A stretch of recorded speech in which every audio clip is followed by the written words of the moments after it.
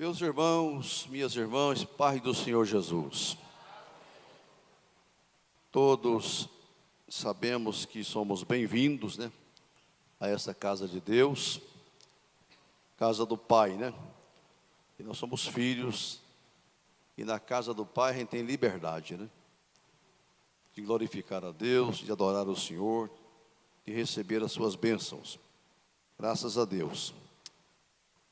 Aqueles que estão visitando, como o pastor Elias Cipriano, um grupo de irmãos lá da congregação, e outros, Rio Verde e outras cidades, Deus abençoe vocês aqui hoje. Vocês sabem, os irmãos em conhecimento, que nós nos propusemos, por algumas terças-feiras, estarmos dando enfoque ao tema do ano, A igreja revigorada.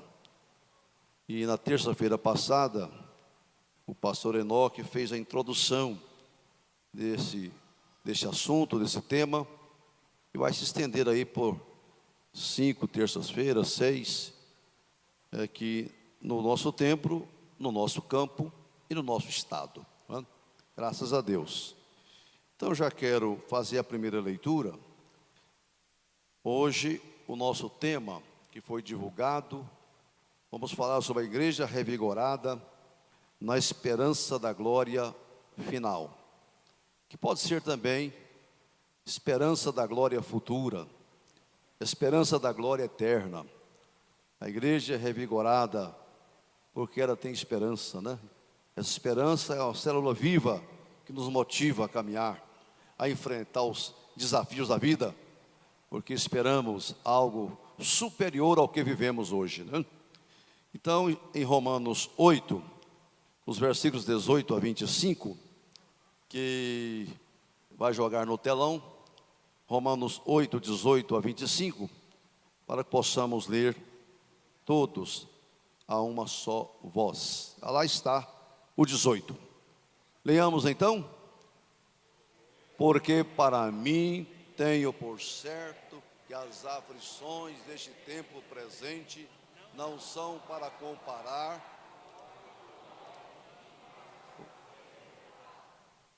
porque a ardente expectação da criatura espera a manifestação dos filhos de Deus.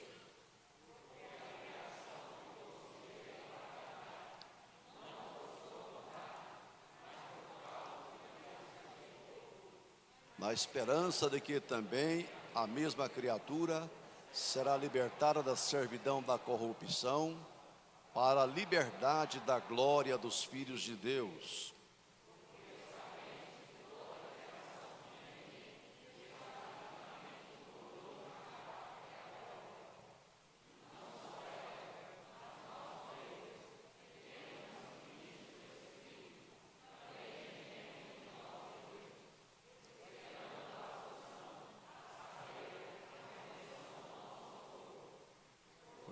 Esperança somos salvos. Ora, a esperança que se vê não é esperança, porque alguém vê, como esperará? Mas esperamos o que não vemos, com paciência o esperamos. Amém? Quantos podem fazer mais uma oração para que Deus fale aos nossos corações aqui hoje de uma forma especial? Nosso bondoso Deus e amado Pai Celestial, no bendito nome de Jesus, teu Filho, nós estamos reunidos aqui e oramos ao Senhor uma vez mais. Obrigado, Deus, por todos que aqui comparecem, por aqueles que estão participando do culto através da internet. Agora temos lido a tua palavra e pedimos que o Senhor a abençoe na ministração desta noite, para que haja aquilo que a profecia se propõe: consolar, exortar e edificar a tua igreja. É a nossa oração em nome de Jesus. Podeis assentar, meus irmãos. Deus abençoe. Irmãos, o nosso tema geral estabelece uma necessidade que temos como igreja frente à realidade da presente era. Em todo o tempo, em toda época, nós enfrentamos desafios e somos concitados a enfrentá-los na força no poder do Espírito Santo, no nome do Senhor Jesus, sabendo que a vitória sempre será do povo de Deus, né? Porque é o Senhor que nos dá a vitória. Mas na frente do capítulo 8 vai dizer: graças a Deus que nos dá a vitória por nosso Senhor Jesus Cristo, né? Graças a Deus. O ideal da igreja é estar de forma permanente revigorada. Lembra que o pastor Enoque chamou a atenção que nós não estamos tratando da igreja sendo revigorada, a igreja revigorando, mas a igreja já revigorada. Então, de forma permanente, na força do Senhor, no poder do Espírito Santo, conforme a multiforme graça de Deus, nós temos que avançar.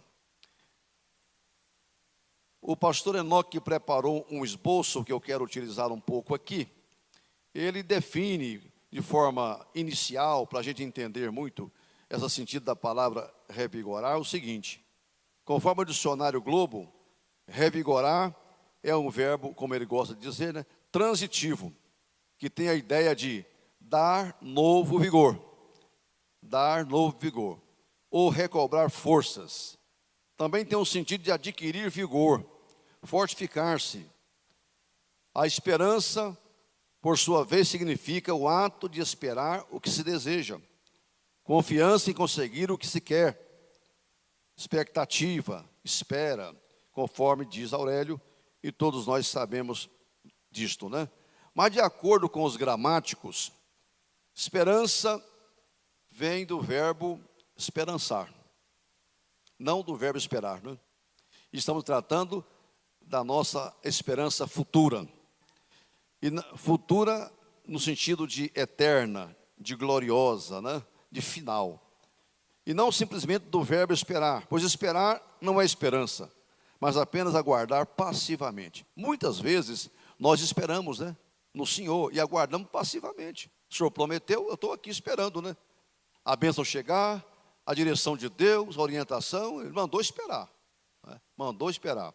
Mas o sentido da palavra esperançar é agir, é ir atrás, é não desistir diante de dificuldades, né, de obstáculos. Então quem sabe esperar é uma coisa, mas quem sabe esperançar, sabendo que Ele tem promessa, que Ele tem a parte a fazer, ele age, ele se move, ele caminha. E na aula passada, o pastor Enoque chamou a atenção para o texto de Isaías 40, quando ele diz que aquele que espera no Senhor começa voando, né? Voando como águia. Depois fala correrão, e depois fala caminharão. Chamando a atenção para o seguinte: a igreja, o cristão, o crente, às vezes é um período que ele está voando, né? Que ele voa, mas depois ele começa só a correr, depois ele só caminha. O importante é não parar jamais, ou estando no momento que está voando como águia, alto como águia, ou correndo, ou caminhando, mas ele prossegue, ele está agindo, né? Ele está agindo, o que não pode é parar. Daí a razão do estudo, para mostrar que para caminhar, para voar, para correr, eu tenho que ter vigor. De onde vem esse vigor da igreja? Essa força da igreja, que corre, que voa, que caminha e nunca para. Primeiro, ela vem da força do Senhor. E nós temos uma aula sobre isso, né? Fortalecemos no Senhor e na força do seu poder. Ela vem também da fé. A fé nos revigora, né? Nos dá força cada dia para caminhar. Ela vem também do poder do Espírito Santo que age na igreja e leva a igreja a avançar cada vez mais. Mas essa força, esse vigor, ele vem também da esperança, que vamos estudar hoje, sobre essa esperança futura que nos dá força para caminhar, para correr, para avançar, para enfrentar os desafios, os obstáculos e jamais parar, retroceder, prosseguir em frente, não é? Então nós temos hoje essa aula que trata exatamente disto, né? De a igreja sempre, jamais poder perder a esperança na volta de Jesus, no céu, nas coisas futuras, porque isso é motivador para nós, né? A Bíblia diz: quem tem essa esperança, santifica a si mesmo. Quem não tem esperança, não preocupa em se santificar, em preparar. Eu não estou esperando Jesus, eu não espero o céu, Então para que me santificar? Não é? Porque no céu só entra os santos, né? Quem tem a esperança da volta de Jesus se prepara para encontrar com Ele. Quem não está esperando Jesus, a Bíblia diz, né? Aquela pessoa que diz, o meu Senhor tarde virá. Então, se Ele vai demorar, eu estou livre para comer e beber com os temulentos, né? Vamos comer, vamos beber com os mundanos, com os pecadores, né? Vamos espancar os conservos, né? Vamos nos agredir, vamos deixar de amar uns aos outros, né?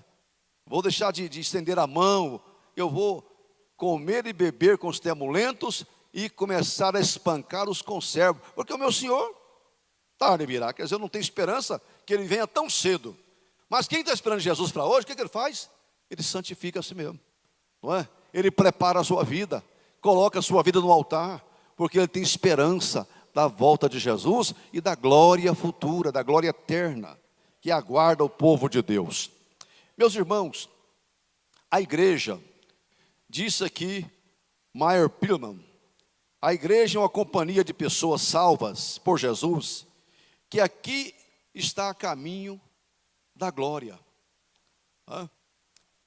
Aguardamos uma glória futura. Então a igreja aqui na terra, mas ela está a caminho da glória, a caminho do futuro que Deus preparou para ela. Estamos indo para lá. Na aula passada, o pastor Enoque, ele disse exatamente isto, né?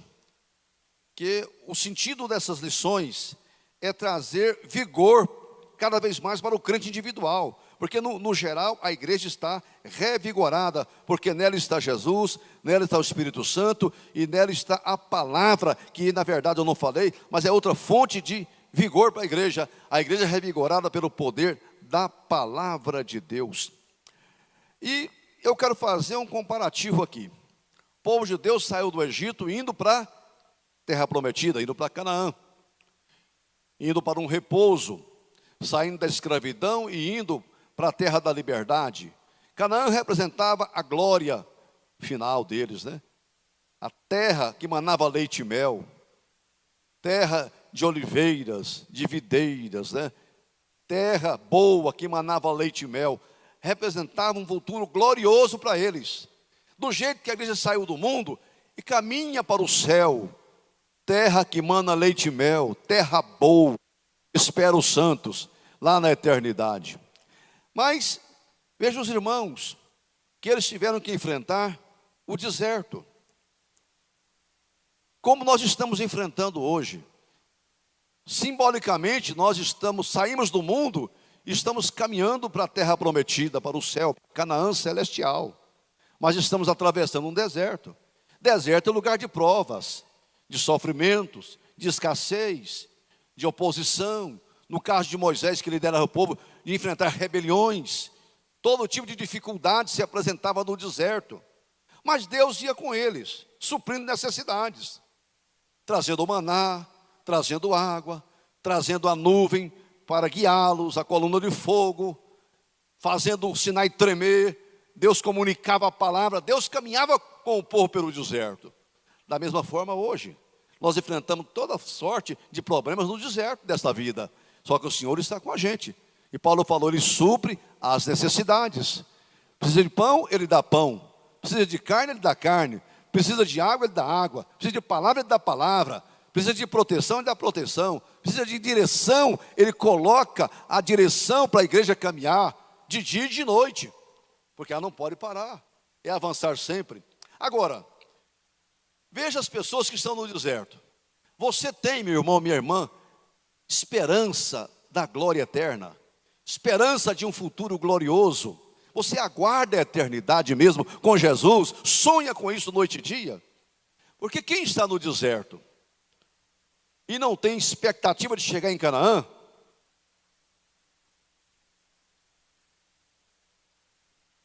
ele vai morrer no deserto, porque ele não tem esperança. Ele só vê as dificuldades, só vê os problemas, só vê a luta em torno dele, só vê a escassez e as batalhas, os problemas do dia a dia. Mas eu quero dizer o seguinte, Moisés não via o deserto, Moisés via Canaã. Ele tinha esperança de entrar naquela terra. E aquela esperança movia ele. Muitos santos israelitas aqui no deserto, eles não viam o deserto, eles viam Canaã.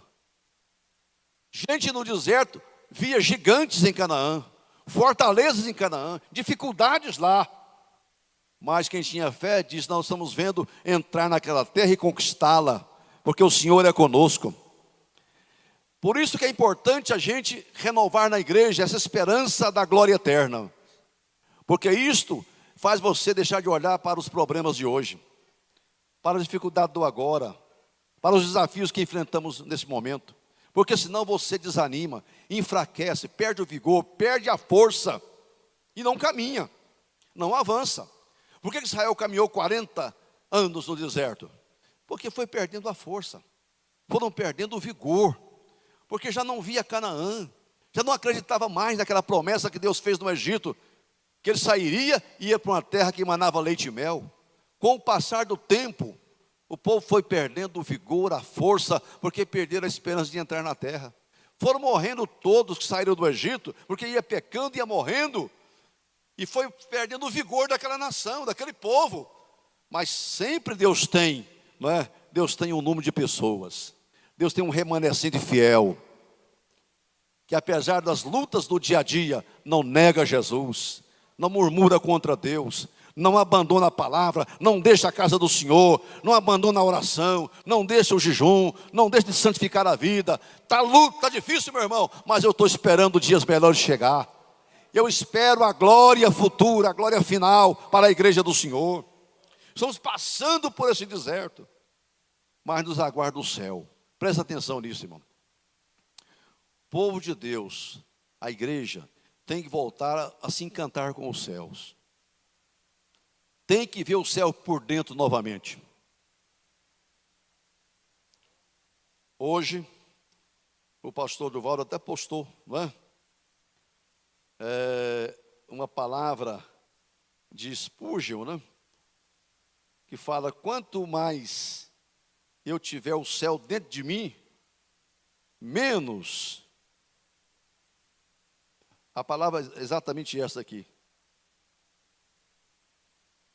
Quanto mais do céu existe em nossa vida, menos da terra cobiçaremos. Começa pela nossa ideologia, que por tempos e tempos em tempos cantava a glória futura. O céu, mostrava o céu por dentro. E aquilo era um aceno para mim, não olhar, não é, para o deserto, para os gigantes da vida. Estou vendo mais na frente um pouco, eu estou enxergando mais longe, eu estou vendo o céu. E estou vendo que Ele é glorioso e me espera lá, uma eternidade feliz, com Jesus para sempre. Isso tem que ser atração para ser crente, irmão. Alguém falou na Bíblia o seguinte: se esperamos em Deus só nessa vida, se esperamos em Deus só nesta vida, somos os mais miseráveis de todos os homens. Não está proibindo esperar em Deus nessa vida, se esperamos só nessa vida, porque temos que esperar em Deus nessa vida. O povo de Israel esperava em Deus no deserto, e Deus ia dando pão, água, proteção, alimento, tudo o que eles precisavam no dia a dia. Mas eles não podiam esperar em Deus só aquele trivial da vida, aquela rotina ali de suprir necessidades imediatas. Eles tinham que ter uma visão mais ampla, não é? Não é só isso aqui não. Tudo aqui é riqueza da graça, né? A salvação, os dons espirituais, a comunhão, não é? O batismo com o Espírito Santo, o conhecimento do Evangelho. Tudo isso é riqueza da graça. Mas a Bíblia fala de uma categoria de riqueza: as riquezas da glória.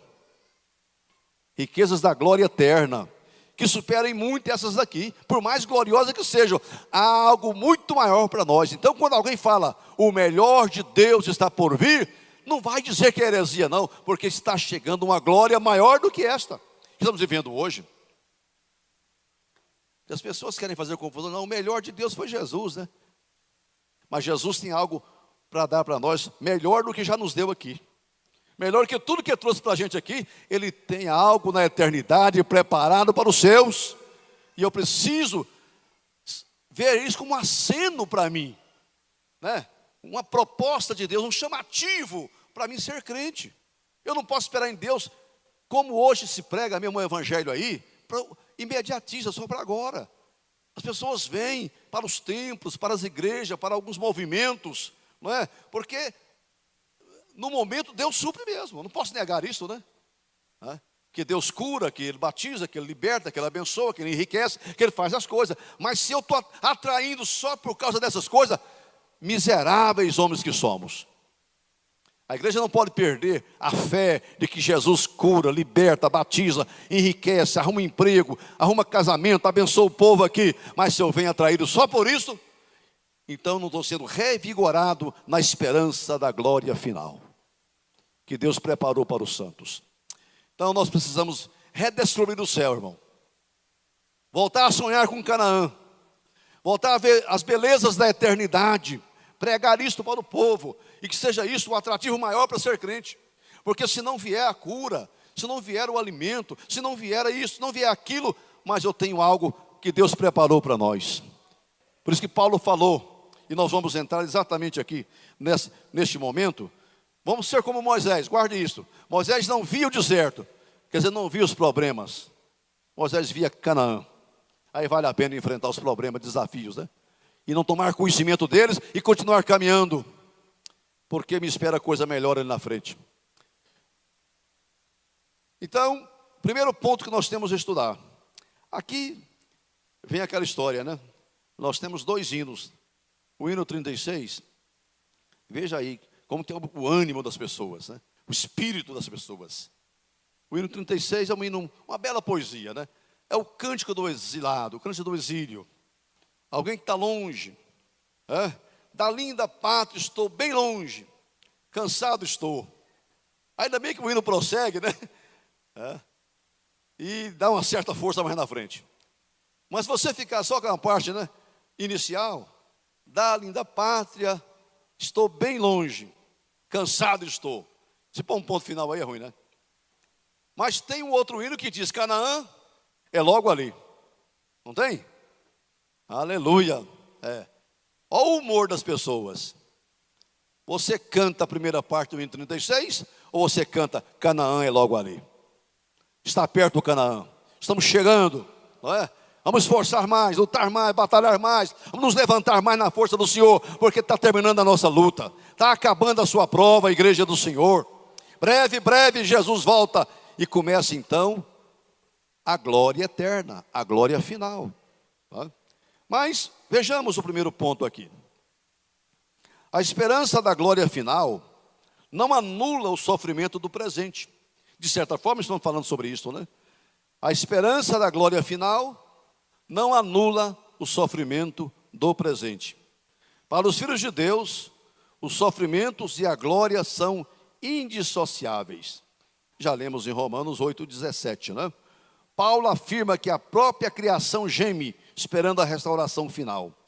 Nós que temos as primícias do Espírito, também gememos, enquanto aguardamos a redenção do nosso corpo. Claro que nós temos uma limitação muito grande, que precisamos ficar livres dela, o corpo de pecado, né? O corpo do pecado que nos limita tanto. Mas está vindo aí um momento em que não seremos mais limitados pelo corpo do pecado. A salvação será plena, será absoluta, será total. Está chegando isso para a igreja do Senhor. A glória final, ela começa exatamente com a volta de Jesus. Vamos ler Tito, né? Capítulo 2. Joga para mim lá, vê se é isso mesmo. Eu não anotei, mas me vem agora essa passagem. Tito, capítulo 2, esse é o versículo 11. Veja se é isto mesmo. Exatamente. Porque, me siga nisso aí. Porque a graça de Deus se ha manifestado, trazendo salvação. Trazendo o que, irmãos? Salvação. Tudo começa na minha vida, na vida da igreja, com esse ponto aí, ó. Se não houver aí, não tem glória futura. Não tem esperança de glória eterna, de glória final. Não. Mas a graça manifestou, trazendo salvação a todos os homens. Olha o segundo ponto aí. Ensinando-nos. Primeiro salva, depois ensina, né? Porque Jesus falou, prega o evangelho e ensina, né? Ensinando-os a guardar todas as coisas. O mal de parte da igreja, nesta terra, é que a gente prega só a primeira parte. A graça se manifestou trazendo salvação. Isso é uma verdade, mas não é toda a verdade. Porque a graça se manifestou ensinando-nos que temos que renunciar à vida de impiedade, renunciar às concupiscências mundanas e viver neste mundo presente de maneira sóbria, justa e piamente. Isto é a vida do crente. Tem uma vida para ser vivida para Deus aqui. Tem um testemunho para se dar. Tem uma luz para se brilhar. Tem um caráter para ser formado. Para depois vir o quê? Aguardando a bem-aventurada esperança. Estamos falando dela, né? Olha, fomos salvos.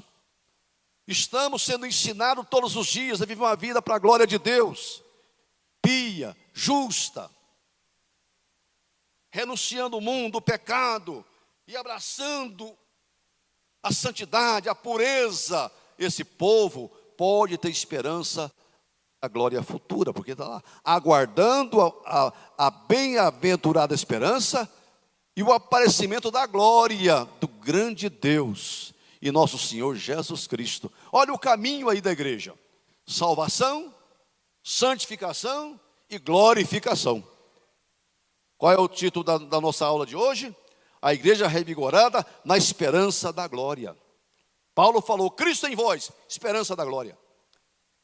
Quando Jesus está na igreja, a glória está cheia de esperança. Quando Cristo está na igreja, ela pode esperar a chegada de um futuro glorioso.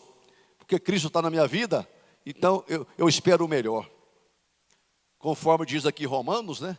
O Espírito Santo foi dado como selo da garantia da glória eterna. O Senhor salva e sela o crente com o Espírito Santo.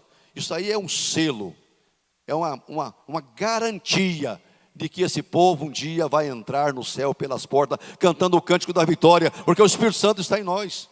É o selo. A esperança da glória final não anula o sofrimento do presente. Por isso que Paulo diz aqui, porque tenho por certo isto, que a momentânea tribulação que eu tenho na carne, no corpo hoje, né, que eu sofro nessa vida, não pode comparar com o peso eterno da glória que me espera no porvir. Quanta gente desanimando porque está sofrendo na carne, está padecendo no corpo. Não, daqui a pouco vamos ter a redenção do corpo. Vamos receber um corpo glorioso, é a esperança da igreja. Um corpo diferente vamos aguardar. Então, por mais que soframos aqui, e a esperança da glória não anula o deserto, estou indo para Canaã, mas estou nesse mundo, meu coração está no céu, está em Sião, mas os pés estão no chão.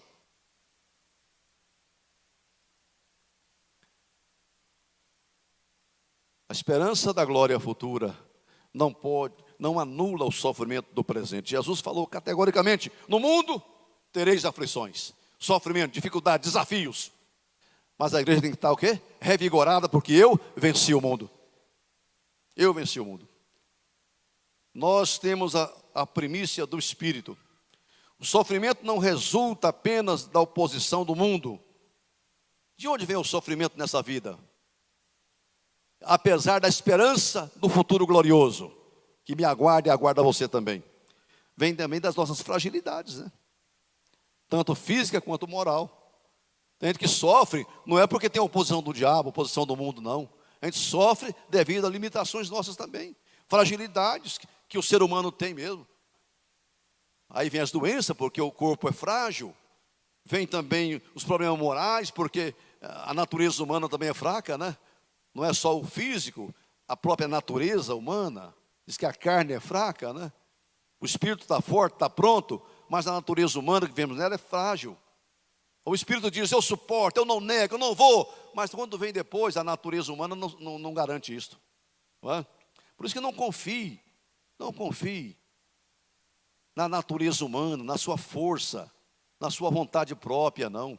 O espírito está pronto, está salvo, está crente, é isso mesmo, não é? Por que que cai? É porque a fragilidade da natureza humana decaída. Então não confie nisso. Porque Jesus falou, já que a natureza humana é frágil, então não deixe de orar e jejuar, né? Não deixe de orar e jejuar, porque aí você se fortalece, né? Vence essa natureza. Como filhos de Deus, vivemos sob este paradoxo do já e ainda não, né? Já somos filhos de Deus, mas ainda não sabemos o que havemos de ser. Já somos e ainda não somos. Estamos vivendo no corpo e na presença do pecado ainda. Os sofrimentos do presente não podem anular a esperança da glória futura. Do jeito que a glória futura não tira de mim, que sou crente, passar por doenças e dificuldades, porque há uma teologia aí que diz, se você tem o céu, tem a salvação, tem Deus na vida, então você não tem que sofrer, você não tem que padecer. Israel tinha a promessa de Canaã, a terra boa, mas tinha que passar pelo deserto. Como não tem? Como não sofre? O Senhor não prometeu isso para nós? Hã? Como que eu vi o nome de uma igreja? Não estou falando mal de ninguém, mas eu fui visitar uma congregação nossa e não estava encontrando, e passei em frente, estava lá, Igreja Evangélica Céu na Terra. Esse é o nome mesmo. Agora criaram uma outra aí, segundo andar, né? Já foi para o céu, está no segundo andar já, no andar de cima, né? Andar de cima. Já não está na terra mais. Está no andar de cima. Agora, como pode? Igreja Evangélica Céu na Terra. Meu irmão, aqui é terra mesmo. Céu é no céu. Não é? É verdade que você canta o corinho. Com Cristo aqui é céu para mim, né? Pessoalmente nós já vivemos um gozo, o antigozo do céu, da eternidade. Mas, da mesma forma que os sofrimentos do presente, ou a esperança da glória futura, não anula o sofrimento presente, o sofrimento do presente não pode tirar de mim a esperança da glória futura. Não posso fracassar no deserto, devido a sofrimento, não. Eu tenho que mirar, e até podemos já ler, veja para mim, Romanos 11, Hebreus 11, os versos 9 e 10. Hebreus 11, 9 e 10. O que diz lá? Vem falando dos heróis da fé. Aí diz, pela fé, habitou na terra da promessa, como em terra alheia, morando em cabanas, assim como Isaac e Jacó, herdeiros com ele da mesma promessa. Porque esperava a cidade que tem fundamentos, da qual o artífice e construtor é Deus. Veja o versículo 13. Todos esses morreram na fé, sem terem recebido as promessas, mas vendo-as de longe, crendo nelas, abraçando-as, confessaram com isso que era o quê? Que eram estrangeiros e peregrinos na terra. Abraão morava em cabanas, em tendas com Isaac e Jacó. Herderam com ele da promessa.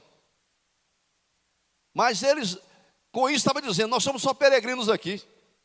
Vamos morar em cabanas e tendas, porque não adianta fazer casa permanente aqui. A Bíblia diz, nós não temos aqui cidade permanente, buscamos a futura. Que adianta eu me enraizar neste mundo? Querer criar raiz aqui, achar que aqui eu fico para sempre. Não é? Vamos criar raiz aqui, no sentido espiritual, né? Fazer casas, como Pedro falou, Senhor, façamos 3 cabanas, vamos ficar por aqui mesmo. Uma para ti, uma para Moisés, outra para Elias, aqui está bom demais, vamos ficar por aqui mesmo. O fato de morar em cabanas lá, estava dizendo, nós somos aqui peregrinos e estrangeiros nessa terra. Essa terra Deus para nós de promessa, mas nós esperamos a futura. Fazendo isso, eles confessaram que eram peregrinos. A igreja do Senhor Jesus, ela mora aqui em tendas e cabanas. Ela não tem aqui cidade permanente. Ela não enraiza neste mundo, porque o nosso entendimento, nós somos peregrinos, forasteiros. E é isso, por isso que o mundo nos odeia. Jesus falou isso, né? Se o mundo vos odeia, sabeis que odeia muito mais a mim. Por que o mundo odeia? É porque nós somos estrangeiros aqui. Deus sabia tanto, irmão, que estrangeiro é um povo discriminado. Hoje está mudando a cultura um pouco, né? Que o Senhor mandou o povo de Israel tratar bem o estrangeiro. Porque fosse estrangeiro no Egito. Então trate bem o estrangeiro, como um de vocês. Né? Não tenha discriminação com o estrangeiro. Mas você tem resistência a estranhos. Não tem? A estrangeiro. O mundo resiste a gente porque nós somos estranhos. Estranhos no modo de falar, de comportar, de viver, de agir. Nós temos a nossa própria ideologia, né? Filosofia de vida, baseado no Evangelho. Tudo isso é estranho para o mundo. Pedro falou, eles acham estranho a gente não correr com eles no mesmo caminho que eles correm. No desenfreamento moral que eles vivem. Que absurdo! Uma moça, um rapaz, como vocês conseguem viver assim? Acho estranhos o modo vivendo dos crentes, né? Acha estranho. Porque nós somos estrangeiros mesmo. Agora, quando começa a aparecer muito com o povo da terra, não é? E misturar com eles, aí Deus não agrada da gente, né? Deus não agrada. É só uma aplicação. Mas um dia Jesus pegou os seus discípulos e falou, vamos para Jerusalém. Mas passaram por Samaria. Quando chegou na cidade de Samaria, já bem tarde, querendo dormir lá, passar a noite. Não achou ninguém que recebesse eles naquela cidadezinha de Samaria. E a Bíblia explica o seguinte, porque o aspecto deles era de quem estava indo para Jerusalém. Estava indo para Jerusalém festejar, participar da festa da Páscoa, do tabernáculo, uma festa qualquer. Então, são peregrinos a caminho de Jerusalém. Então, nós somos samaritanos e não hospedamos vocês aqui que estão indo para Jerusalém. Irmão, o mundo não quer hospedar a igreja. Cria toda a dificuldade para nós viver aqui, doutor Wilson. Tudo é lei, tudo é norma, para poder dificultar a existência da igreja, a prática cristã. Hoje o desafio maior é esse, né? É de criar uma cultura aí no mundo que contesta os nossos valores, né? E aí começa a perseguição, desconstruir tudo que nós somos. E acho estranho a gente não viver o que eles vivem e pensar como eles pensam. Não, o aspecto de vocês, a vida de vocês, é um pouco diferente, né? Eles podiam dizer, vocês estão parecendo gente que está indo para Jerusalém. Para Jerusalém celestial. E se está indo para lá, nós somos contra. Somos oposição a vocês. Os sofrimentos do presente e a glória futura são tão amplamente diferentes que não se podem comparar. Ah, mas não pode mesmo, né, irmão? Tudo que nós passamos aqui não pode comparar com a glória que espera o povo de Deus. Lembre-se disso, irmão, irmã, quando estiver passando alguma dificuldade de ordem pessoal. Olha, eu tenho uma riqueza que supera tudo isso que eu estou vivendo agora. Essa esperança de um futuro melhor que Deus preparou para mim, deve ser um fator motivador para mim continuar caminhando. Paulo diz, tenho por certo, considero, tenho certeza. São convicções racionais alcançadas com base no Evangelho, que não se pode comparar. O sofrimento dessa presente era não pode ser comparados com a glória final que aguarda os filhos de Deus. Sofrimento e glória devem ser contrastados e não comparados, pois os sofrimentos presentes são leves e momentâneos, mas a glória futura é eterna. Diante de tudo isto, Paulo diz que nós devemos viver mais em função da glória futura do que da realidade do presente. A igreja necessita voltar a se encantar com os céus. Eu quero ler ainda o exemplo de Jesus quanto a isto. Quanto à questão, o sofrimento do presente não pode anular a esperança da glória futura. Veja aí, Hebreus 12, o verso 1, né? Hebreus 12, o verso 1. Pode ser logo o 2, vamos para o 2. Deixemos todo o embaraço, olhando para Jesus. É esse versículo que eu quero mesmo. Olha o exemplo de Jesus. Olhando para Jesus, autor e consumador da fé, o qual pelo gozo que lhe estava proposto. Veja aí, irmãos. A igreja tem um gozo que está proposto para ela. Uma glória futura. Uma eternidade feliz com Deus. Moradas eternas. A nova Jerusalém. Céus com Deus. Vai se cumprir, o Senhor falou, eu serei o seu povo, eu serei o seu Deus, e eles serão o meu povo, para sempre. Então Jesus, pelo gozo que estava proposto, suportou a cruz. Irmão, você tem alguma proposta de futuro bom para você? Igreja de Jesus, nós temos sim, uma glória eterna nos aguardando. Pelo gozo disto, suporte a cruz. Carrega a sua cruz. Leve a sua carga. É o que a palavra está dizendo para nós hoje. Né? Pelo gozo que estava proposto, suportou a cruz. O que fez mais?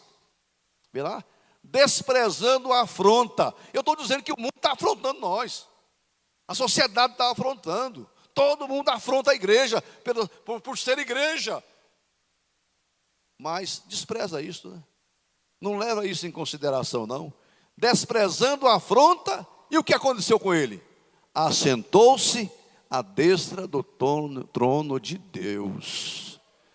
Olhando para Jesus, irmão, há uma glória proposta para nós, há um gozo futuro, há um descanso eterno. Então, suporte a cruz, despreza a afronta e vamos todos assentar no trono com Deus um dia.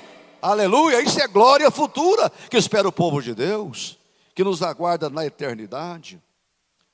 Glória a Jesus. Vamos vencer as lutas e sofrimento do presente. A esperança final, ou eterna, repousa sobre a objetividade da nossa salvação. Em Efésios 1:18 nós temos isto. A esperança final repousa sobre a questão da salvação ser algo com objetivo e não subjetivo. Veja lá o que está escrito em Efésios 1:18.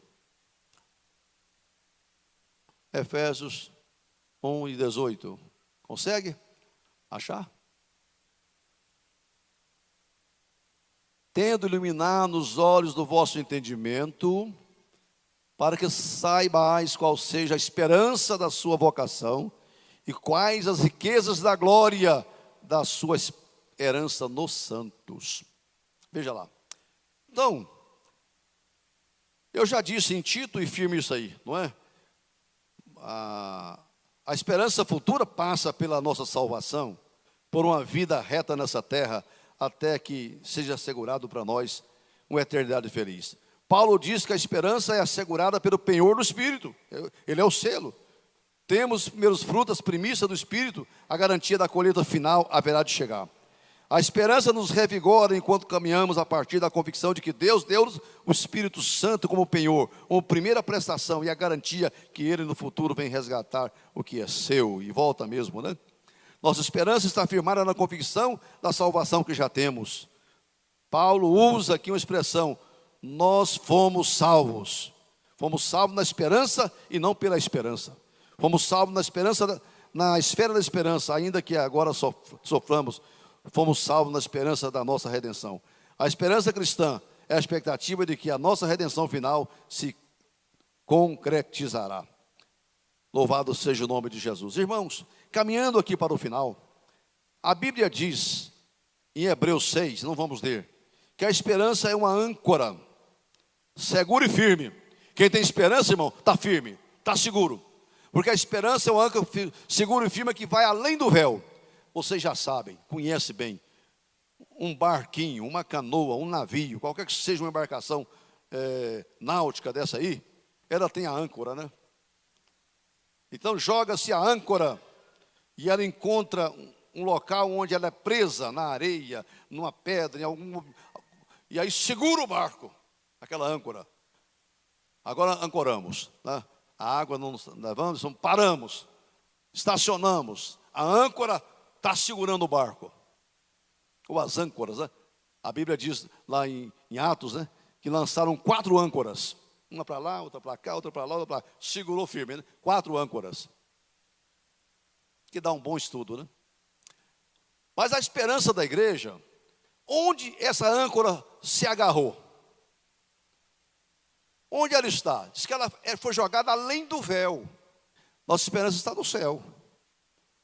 Além do véu. É uma âncora segura e firme. A igreja não abala. Movimentos, tempestade, ventania nessa terra, não pode, porque ela tem uma esperança da glória futura. A âncora está lá segurando, não é? Agarrada nas promessas de Deus, na eternidade, no céu, nas coisas do Senhor. E isso segura a igreja firme, e ela não é destruída. Então, a esperança é uma âncora segura e firme que penetra no interior do santuário, por trás do véu, onde Jesus entrou como precursor em nosso favor. O crente vive no intervalo entre o já e o ainda não, entre o sofrimento de agora e a glória que está chegando. Mas Canaã é logo ali. Segura firme. Não é? E Jeremias diz o seguinte: Lamentações. Bom é ter esperança. Você tem esperança? Não esperar, no sentido de esperar que já falamos, mas esperançar. Você está agindo para ir ao encontro de Jesus, está trabalhando para isto, está se movendo para isto, está dedicando, eu sei que está, não é? Eu sei que está. Bom é ter esperança e aguardar em silêncio a salvação do Senhor. Podem os céticos levantar por aí e dizer: onde está a esperança da volta de Jesus? Pedro avisou isso, né? Que iria aparecer esses escarnecedores e dizendo: onde está a promessa da volta dele? Desde que os pais morreram, estou dizendo que tem céu, que tem volta de Jesus e nada acontece. Isso são escarnecedores, céticos que aparecem por aí. Mas a Bíblia diz: aguarde em silêncio a salvação do Senhor. Você não vai parlamentar, discutir e com céticos, né, com escarnecedores, não. Você vai guardar no coração o que Deus falou com você hoje. Que Deus está falando com você a vida toda como crente em Jesus, não é? Guarda, vai se cumprir. Bom é ter esperança e aguardar. E a Bíblia diz mais: se tardar, espera. Se tardar, espera. Mas o Senhor não retarda. Ainda que alguns tenham por tardia, diz Pedro, né? Mas o dia vai acontecer, né? Um dia acontecerá, diz Pedro. Um dia acontecerá. O crente é alguém que alimenta no coração uma viva esperança. Por isso, meus irmãos, nos coloquemos de pé. Glória a Deus. E vamos cantar. Cadê a Elza aqui para o pessoal? Glória a Jesus. Graças a Deus. Ore para Deus te mostrar o céu por dentro, irmão. A beleza da coroa da justiça, da eternidade, a coroa de glória que espera a igreja do Senhor Jesus. Vamos continuar esperando em Deus essa vida, mas muito mais, sendo crente para morar no céu. É para isso que somos crentes, para morar no céu. Vamos cantar o hino que fala da Jerusalém, das coisas eternas, né? E cantemos todos.